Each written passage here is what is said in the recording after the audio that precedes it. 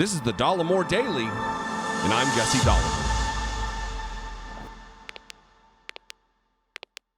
Well, the day has finally come. I am filling in for Jesse. My name is Brittany Page, and you may have seen me in a video a few weeks back where I did my first solo video.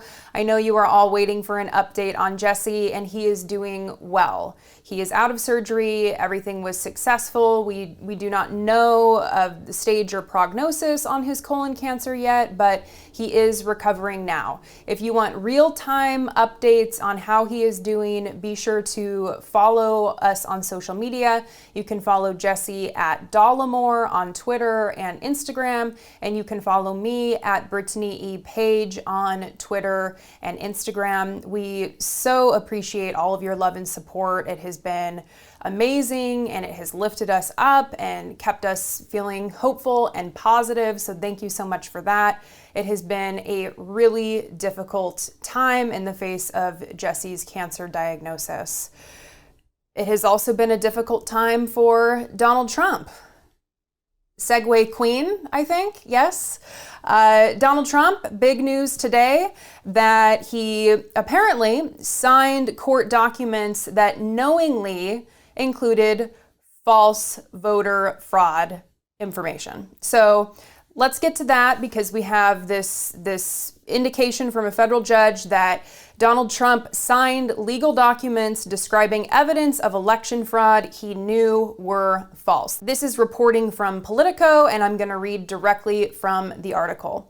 U.S. District Court Judge David Carter wrote in an 18-page opinion that emails from attorney John Eastman, an architect of Trump's last-ditch effort to subvert the 2020 election, needed to be turned over to the January 6th committee. Those emails, Carter wrote, show that President Trump knew that the specific numbers of voter fraud were wrong, but continued to tout those numbers both in court and to the public. The emails are among the files that Eastman had been declining to turn over to the committee, citing attorney-client privilege. While Judge Carter concluded that some of the materials fell under that privilege, he ruled that Eastman must disclose 4 emails to congressional investigators because they are evidence of a likely crime. The court finds that these 4 documents are sufficiently related to and in furtherance of the obstruction crime, wrote Carter, who is based in California. So, I mean, that seems reasonable, right? The judge is acknowledging that some of the documents do fall under attorney-client privilege. This isn't just a blanket statement covering all of these emails. So if Donald Trump, if members of his legal team were to say that this judge is being unreasonable, which is something that they would likely do, I don't see it that way. I think a lot of other experts in this field, of which I am not a legal expert, would say the same. And this ruling really provides more evidence for the January 6th committee.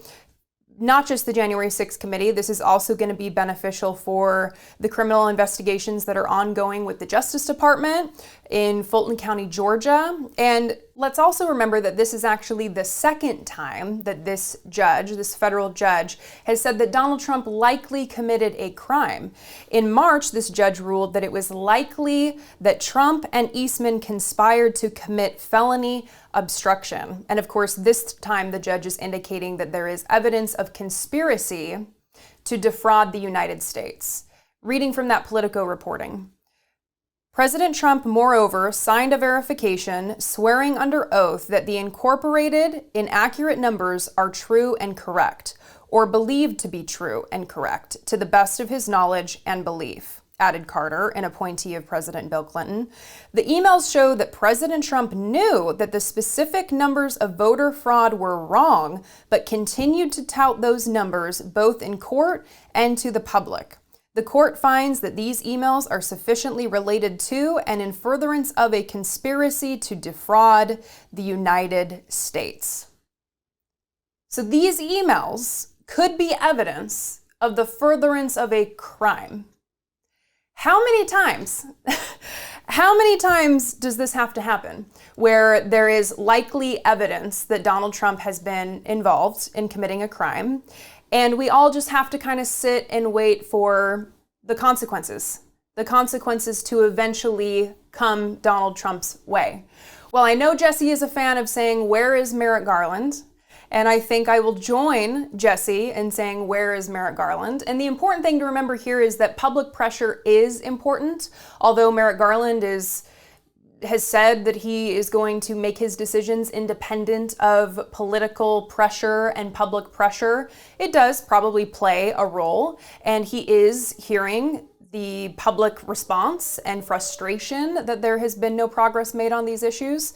So I think that with this ruling that the judge has released, that we are likely going to see increased public pressure, and you are certainly a part of that and can benefit that public pressure on Merrick Garland, on the Department of Justice, to give Donald Trump what he deserves: consequences for his actions.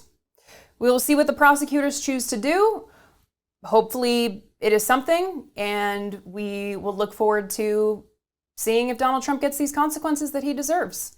What do you think? Tell us. You can call 714-576-4054, or you can email daily@dollemore.com. And as Jesse would say, if you appreciate what we do here, if you find value in what we do here, you can click the join button below and become a channel member, or you can go to patreon.com/IDoubtItPodcast. I just want to say again that it has been really hard since Jesse's colon cancer diagnosis, and we so appreciate the outpouring of love and support. I am going to be filling in for him while he recovers, so I hope you join me in conversation in the comments. I hope you join me on this uncertain journey as I venture into the world of YouTube and being on camera. I'm used to being behind the camera, supporting Jesse as he is on camera, and also supporting him as co-host of the I Doubt It podcast, which you can find anywhere you get podcasts. So listen, I'm excited to be doing this. I'm excited to hear from you. I'm excited to engage with you. And as Jesse would say, be genuine and take care of one another.